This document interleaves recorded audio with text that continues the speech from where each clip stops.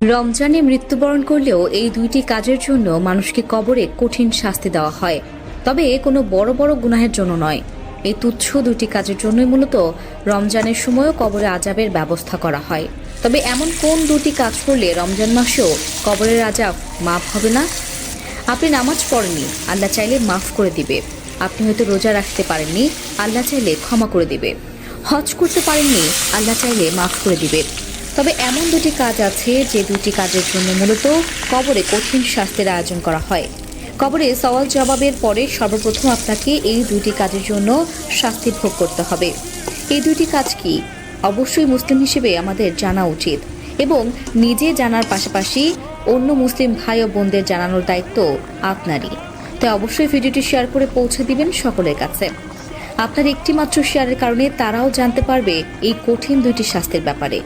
প্রিয় দর্শক, আপনি যদি মুসলিম হয়ে নিজেকে সৌভাগ্যবান বলে মনে করেন, তাহলে আল্লাহর শুকরিয়া আদায় করে কমেন্টে একবার আলহামদুলিল্লাহ লিখতে